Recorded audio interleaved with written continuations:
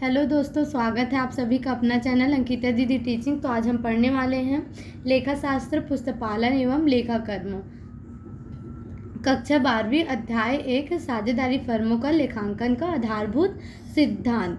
ठीक है, तो आज हम लोग देखते हैं साझेदारी संलेख। ठीक है, तो साझेदारी संलेख क्या होता है? साझेदारी संलेख से आशय साझेदारी संलेख ठहराव या अनुबंध का आशय ऐसे समझौते से है जिसमें साझेदारी व्यवसाय के संचालन संबंधी नियमों एवं शर्तों का उल्लेख किया जाता है। यह समझौता लिखित या मौखिक हो सकता है, लेकिन लिखित समझौता ही श्रेष्ठ माना जाता है। साझेदारी संलेख का होना अनिवार्य नहीं है। ठीक, तो देखते हैं साझेदारी संलेख का आशय क्या होता है। पता है, जो हमारे व्यवसाय करने से पूर्व क्या होता है, साझेदारों के बीच में समझौता होता है। ठीक है, कि हम अपने व्यवसाय किस चीज़ का व्यवसाय करेंगे, कौन से अनुपात में पूंजी लगाएंगे, कौन से अनुपात में लाभ हानि को बांटेंगे। यह सब समझौता क्या होता है, व्यवसाय प्रारंभ होने के पूर्व ही हो जाता है। ठीक है, तो यह सब समझौता जिस पत्र में लिखा जाता है, ठीक है, उसको क्या बोलते हैं? साझेदारी संलेख बोलते हैं। ठीक है, तो आपका जितना भी नियम होता है व्यवसाय को संचालन करने से, है ना, तो वह सभी नियम व शर्तों का उल्लेख किस में होता है? साझेदारी संलेख में होता है। ठीक है, तो जो समझौता है वो क्या होता है? लिखित भी हो सकता है और मौखिक भी हो सकता है। ठीक है, मतलब लिखा हुआ भी हो सकता है। अगर लिखा हुआ रहेगा तो संलेख में होगा। ठीक है, और मौखिक होगा तो उसके लिए तो कुछ है ही नहीं। तो क्या रहता है, जो साझेदार है ना, उनके लिए जो लिखित जो संलेख है, ठीक है, लिखित रूप में जो संलेख है वह क्या होता है? ज़्यादा अच्छा होता है। ठीक है, साझेदारों के हित में होता है। क्यों? क्योंकि जो लिखा हुआ चीज़ रहता है उसको बदला नहीं जा सकता, और जो बिना लिखे है, मुंह में बोला गया वो तो कभी भी बदल सकता है ना। कोई भी अपने बात से पीछे हट सकता है। इसलिए हमको हमेशा साझेदारी कौन से रूप में करनी चाहिए? लिखित रूप में करनी चाहिए, है ना। ठीक है, अब देखते हैं साझेदारी संलेख की प्रमुख बातें। तो साझेदारी संलेख में प्रायः निम्न बातों का उल्लेख होता है। देखते हैं फर्म जो साझेदारी संलेख है उसमें कौन कौन सी बातों का उल्लेख होता है। ठीक है, तो पहला देखते हैं फर्म का नाम एवं पता। फर्म अपना नाम रखने के लिए स्वतंत्र है। ठीक है, जो फर्म है उसमें क्या होता है, जो साझेदारी संलेख है उसमें क्या होता है? फर्म का नाम होता है और पता होता है। ठीक है, अब इसके अंदर में देखते हैं क्या है। फर्म अपना नाम रखने के लिए स्वतंत्र है, मतलब जो भी फर्म है, जो भी व्यवसाय है, ठीक है, उसमें क्या कर सकता है? उसका जो साझेदार जो चाहे वो नाम रख सकता है। ठीक, उसमें किसी भी प्रकार की क्या नहीं है? पाबंदी नहीं है, किंतु वह किसी अन्य पंजीकृत फर्म के नाम से मिलता जुलता नहीं होना चाहिए। मतलब आप कुछ भी नाम रख सकते हो अपने फर्म का, लेकिन वो नाम ऐसा नहीं होना चाहिए कि कोई और फर्म को वैसा ही नाम है जैसा आप रख रहे हो। ठीक है, तो हमको ऐसा नाम रखना चाहिए जो किसी भी और संस्था या व्यवसाय का नाम नहीं है। वैसा हम अपने लिए नाम चुन सकते हैं जो किसी का नहीं है। ठीक है, अब देखते हैं, अथवा ऐसा नहीं हो सकता जिससे केंद्र या राज्य सरकार से संबंध होने की भ्रांति हो। फर्म का पता क्या होगा जहां से वह व्यापार करेगी। फर्म का नाम पंजीयन कराने पर फर्म का पता भी पंजीकृत होता है। मतलब आप इसका कहने का मतलब ये है कि अगर आप दो संस्थाओं का सेम नाम हो जाएगा तो उससे आपको जो सरकार है, केंद्र सरकार है या राज्य सरकार है, ठीक है, तो उनको भ्रम होगा कि नहीं कि ये वाला शॉप है कि वो वाला शॉप है ना। इसलिए हमको क्या नहीं रखना है? मिलता जुलता नाम नहीं रखना है, अपना कोई अलग सा नाम रखना है। ठीक है, डिफरेंट वाला। अब जो वो रहता है ना, जो संलेख होता है उसमें फर्म का पता क्या होगा जहां से वह व्यापार करेगी। मतलब उसमें फर्म का पता भी होता है। ठीक है, जहां वह व्यापार होता है। और देखो, जब फर्म का नाम पंजीयन कराने पर फर्म का पता भी पंजीकृत होता है। जब हम फर्म का नाम का पंजीयन करवाते हैं, ठीक है, तो उसके साथ ही साथ हमारा जो व्यवसाय का पता होता है, जिस जगह में हमारा व्यवसाय होता है उसका पता का भी क्या होता है? पंजीयन होता है। ठीक है, वह भी क्या हो जाता है? पंजीकृत होता है। ठीक है, अब देखते हैं व्यापार का क्षेत्र। साझेदारी संलेख में इस बात का स्पष्ट उल्लेख होना चाहिए कि व्यापार का क्षेत्र क्या होगा, कि व्यापार स्थानीय, प्रांतीय, राष्ट्रीय या अंतर्राष्ट्रीय होगा। ठीक है, अगर हम कोई भी व्यवसाय कर रहे हैं, ठीक है, तो उसका क्षेत्र क्या होना चाहिए, पहले से निर्धारित होना चाहिए। स्थानीय मतलब अपने आसपास के जो छोटी सी जगह है, ठीक है, आपका जो छोटा सा एरिया है, जिला है आपका, है ना, वो उतने ही तक के जो सीमित रहेगा, वो ऐसे व्यापार को क्या बोलते हैं, स्थानीय। आपके जो आसपास का छोटी सी जगह है, जिला है, वहाँ तक के अगर आपका व्यवसाय सीमित है तो कौन सा व्यापार कहलाता है, स्थानीय व्यापार कहलाता है। ठीक है, अब प्रांतीय क्या होता है, जैसे आपका बिजनेस क्या है, पूरे राज्य में कर रहे हो आप, पूरे राज्य में जितने भी जिला है उनको आप क्या कर रहे हो, वस्तुओं का आदान प्रदान कर रहे हो, ठीक है, क्रय विक्रय कर रहे हो, तो वो क्या कहलाता है, प्रांतीय कहलाता है। ठीक है, और राष्ट्रीय क्या होता है, जब आप पूरे देश के बहुत सारे राज्य में क्या कर रहे हो, वस्तुओं का क्रय विक्रय कर रहे हो, तो कौन सा व्यापार कहलाएगा, राष्ट्रीय व्यापार कहलाएगा। ठीक है, या अंतर्राष्ट्रीय मतलब आप दूसरे जगह, मतलब दूसरे देश में अपना माल भेज रहे हो, तो वो कौन सा व्यापार कहलाता है, अंतर्राष्ट्रीय व्यापार कहलाता है। ठीक है, तो जब आप व्यवसाय प्रारंभ करें तभी आपका क्या होना चाहिए, निश्चय होना चाहिए कि हमारा व्यापार का क्षेत्र क्या होगा, स्थानीय होगा, प्रांतीय होगा, राष्ट्रीय होगा या अंतर्राष्ट्रीय होगा। ठीक है, अब देखते हैं साझेदारों के नाम एवं पते।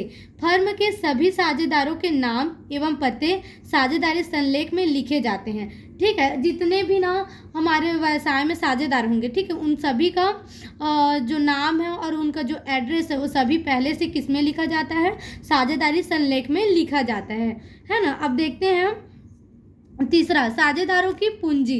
तो प्रत्येक साझेदार कितनी पूंजी लगाएगा एवं फर्म की कुल पूंजी कितनी होगी, मतलब संलेख में सभी साझेदारों के द्वारा कितना कितना पूंजी लगाया जाएगा और फर्म की कुल पूंजी कितनी होगी, या पहले से क्या होता है, निश्चित होता है संलेख में। ठीक है, जो साझेदारी संलेख होता है उसमें। अब देखते हैं साझेदारी की अवधि।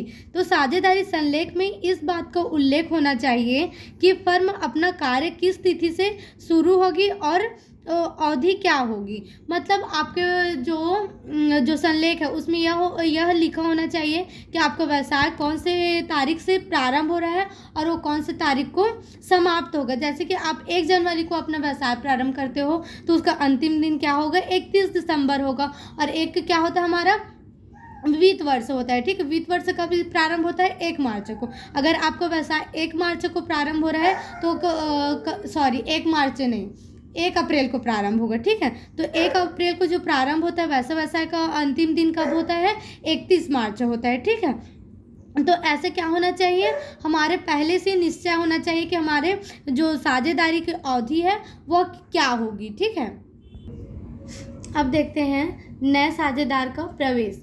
नए साझेदारों को प्रवेश दिया जाएगा या नहीं दिया जाएगा, तो किन किन शर्तों के अधीन, अर्थात कितनी पूंजी लगाएगा, क्या कार्य करेगा, उसको लाभ का कितना अंश दिया जाएगा, यह सब किस में होता है, साझेदारी संलेख में पहले से निश्चय कर लिया गया होता है। ठीक है, कि यदि हम कोई नया साझेदार को अपने व्यवसाय में प्रवेश देंगे तो वह कौन कौन से शर्तों का पालन करेगा, मतलब वह कितने मात्रा में पूंजी लाएगा, तब हम उसको साझेदार बनाएंगे, वो क्या काम करेगा, उसको लाभ का कितना हिस्सा दिया जाएगा, यह सब क्या होती है, पहले से साझेदारी संलेख में निश्चित कर लिया गया होता है। ठीक है, अब देखते हैं फर्म का व्यवसाय।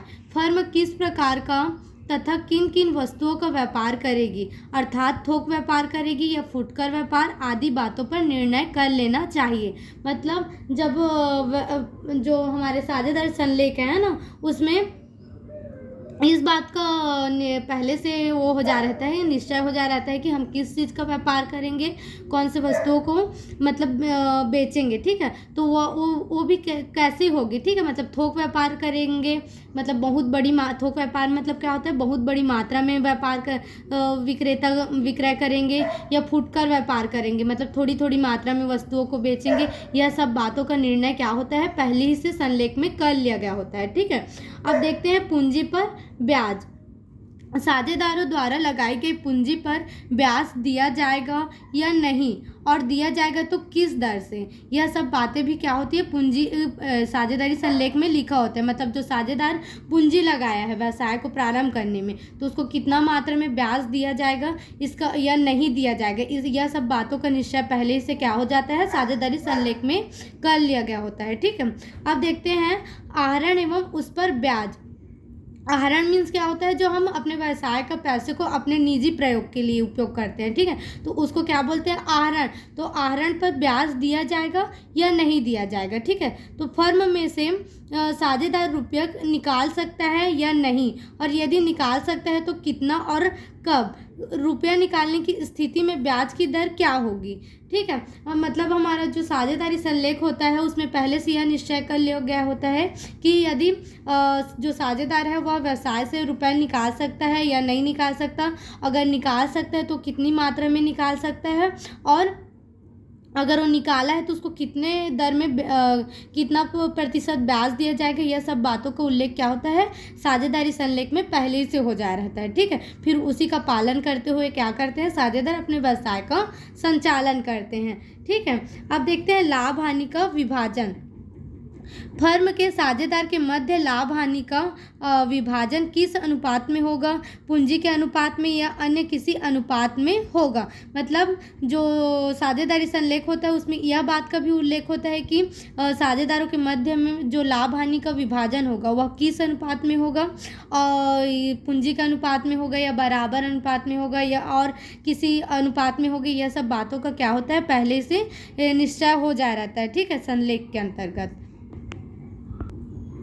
अब देखते हैं वेतन एवं कमीशन। किसी साझेदार को कितना वेतन या कमीशन दिया जाएगा।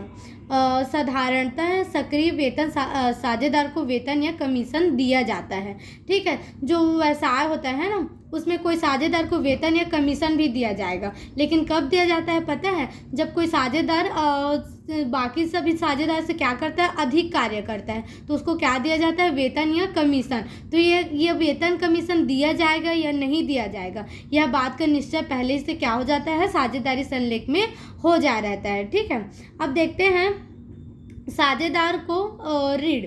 आवश्यकता पड़ने पर साझेदार फर्म से ऋण ले सकता है कि नहीं। ऋण लेने की दशा में ऋण की सीमा क्या होगी एवं ब्याज की दर क्या होगी। मतलब जो साझेदार है यदि उसको कुछ आवश्यकता पड़ गया तो उसको क्या कर सकता है, फर्म उसको ऋण दे सकता है, मतलब उधारी पैसा दे सकता है ना। तो इसका पहले से ही निश्चय हो जा रहता है कि फर्म अपने साझेदार को ऋण दे सकता है या नहीं दे सकता है। ठीक है, अगर ऋण देगा तो वो किस सीमा तक के दे सकता है, मतलब कितना पैसा दे सकता है उनको, और उनमें कितना % ब्याज लिया जाएगा। यह सब बातों का उल्लेख किसमें होता है, साझेदारी संलेख में होता है। ठीक है, अब देखते हैं फर्म द्वारा ऋण। आवश्यकता पड़ने पर फर्म साझेदारों से भी ऋण ले सकती है। ठीक है, अगर मान ले जाओ हमारे फर्म के पास व्यवसाय करने के लिए पर्याप्त मात्रा में पैसा नहीं है, तो क्या कर सकता है, जो साझेदार के पास पैसा है उससे भी क्या ले सकता है, ऋण ले सकता है। ठीक है, तो उस ऋण की शर्तें क्या होगी, वह ब्याज की दर क्या होगी, आदि का क्या हो जा रहता है, साझेदारी संलेख में वो पहले से नियम बन जा रहता है। ठीक है, कि यदि हमारा फर्म साझेदार से पैसा लेगा वो ऋण के रूप में, तो उस पर कितना % तक के ब्याज दिया जाएगा, यह बात को उल्लेख पहले से किस में हो जा रहता है, साझेदारी संलेख में हो जा रहता है। ठीक है, अब देखते हैं ख्याति का मूल्यांकन।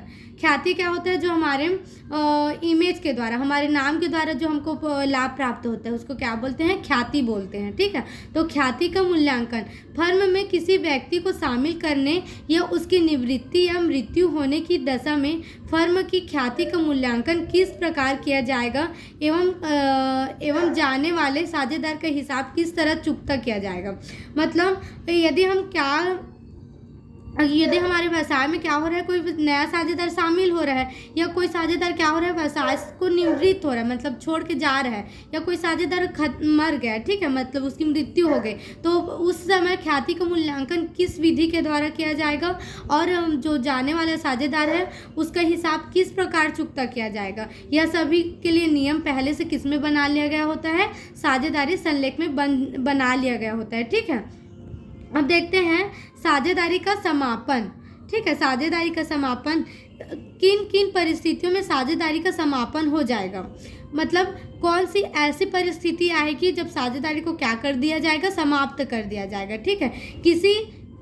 किसी साझेदार की मृत्यु या पागल या दिवालिया होने की दशा में फर्म चलेगी या नहीं, मतलब हमारे जो साझेदारी संलेख है उसमें पहले से यह निर्णय कर लिया जाया रहता है कि यदि कोई साझेदार की मृत्यु हो गई या पागल हो गया कोई साझेदार या दिवालिया घोषित हो गया तो फर्म चलेगी या नहीं चलेगी, इस बात का पहले से निश्चय किसमें हो जा रहता है, साझेदारी संलेख में हो जा रहता है, ठीक है। अब देखते हैं पंच निर्णय संबंधी प्रावधान। साझेदारों में पारस्परिक मतभेद होने की दशा में उनका निपटारा पंच निर्णय द्वारा किया जा सकता है। इस बात का समावेश भी साझेदारी संलेख में हो सकता है, मतलब जो भी साझेदार है, ठीक है, उनके बीच में क्या कहीं कुछ मतभेद आ गया, ठीक है, गलत फहमी आ गई जिसकी वजह से उन लोगों के बीच में क्या हो सकता है, लड़ाई हो सकता है, ठीक है। तो उसका निपटारा कौन से नियम के द्वारा किया जाएगा, पंच निर्णय संबंधी प्रावधान के द्वारा किया जाएगा। इस बात का भी उल्लेख किसमें हुआ रहता है, साझेदारी संलेख में हुआ रहता है, ठीक है। अगर वीडियो पसंद आए तो आज का वीडियो इतना ही, ठीक है। आगे का अब सिलेबस नेक्स्ट वीडियो में करेंगे। Thank you.